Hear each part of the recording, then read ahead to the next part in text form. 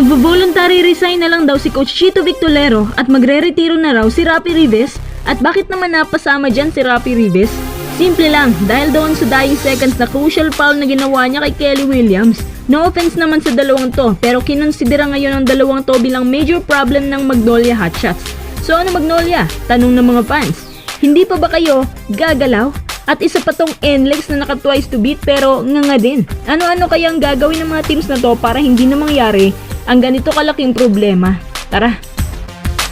Sa totoo lang, maganda naman ang pinakita ng Magnolia both regular at eliminations. Kaso nga lang, naipasok ni Kelly Williams ang crucial free throw niya. Plus sa kabila, crucial foul naman ang binigay ni Rafi Ribes. Sadyang malas lang din ng Magnolia kasi TNT na agad ang unang makakasalpukan nila.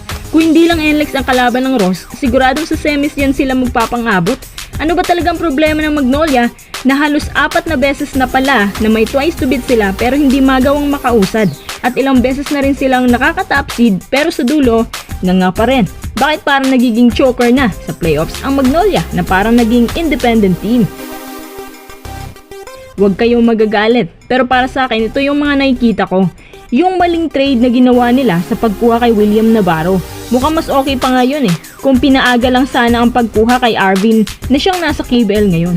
Ito talagang pinaka-factor. Since kasi nung kinuha nila si William Navarro, isang beses na lang silang nananalo sa remaining games. Hindi naman sa kasalanan niya ni William Navarro, kasalanan din niya ni Coach Chito kung bakit niya naisipang kunin to. Mas mabuti pa nga na hindi na lang lumipat si Navarro, ganun pa rin naman pala. At least, mas mapapaaga pang ang pagpapahinga niya. Pangalawa, ang lack of support sa aging na si Ribes.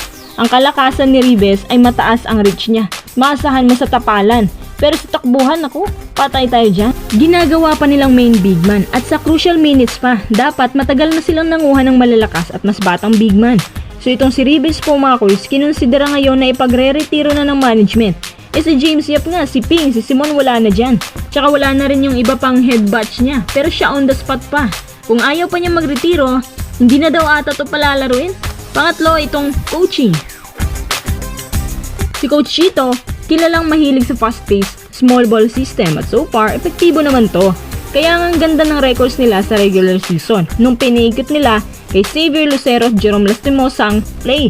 Good move yun. At ang dalawang to, hype na nagkaka-average ng at least 14 to 15 PPG sa tulong ng system na yan. Meaning, bumagay pero biglang nasira ito sa Elims laban sa TNT na naka-run and gun. So paano nga sisira ni Navarro ang system nila? Kahit si Navarro, role player, pero hindi siya yung tipo na madaling nakakagets sa sitwasyon. Especially kung galing pa sa caliber teams ang sistema na maraming pasahan technically. So wag na natin pag-usapan si Navarro. Pag-usapan natin itong voluntary resign ni Coach Chito Victolero kasi inaako daw niya na kasalanan niya kung bakit napatunayan na naman na intro boys daw talaga sila. Sa palagay niyo mga kuys, itong posibleng voluntary resign ni Coach Chito ay makakatulong ba ng malaki para hindi mag-choke sa dulong Magnolia? Di ibig sabihin maghahanap na naman tayo na ipapalit sa kanya. Isa pa tong NLEX Road Warriors na naka twice to beat pero naku, parang Magnolia din. Unang quarter hanggang sa natapos ang first half, akala ko nga sila na mananalo pero bilib ako sa Ross na nag-ala NSD ang laruan dun sa ika-4 na quarter. Lumamang pa nga sila ng up to 12-point lead. Yan na nga ba ang sinasabi ko? Dahil sa mataas na kumpiyansa na nakukuha ng Ross, nagkakaroon na sila ng kasanayan o experience sa playoffs at alam na nila ang kanilang gagawin. Parang sila lang atang independent team na palaban at sanay sa playoff bardagulan. Hindi sila yung struggle agad nagpapanik. Kumpara mo sa NLEX na sa bagong coach nila nasa adjustment mode pa talaga. Hindi lang ako sigurado kung may matatanggal. Ang sigurado ako ngayon ay naghahanap na raw sila ng import para sa next conference. Ang next battle natin, SMB versus Ginebra. Rematch na naman ng TNT at Ross. Bukas pag-usapan natin yung matchup na to.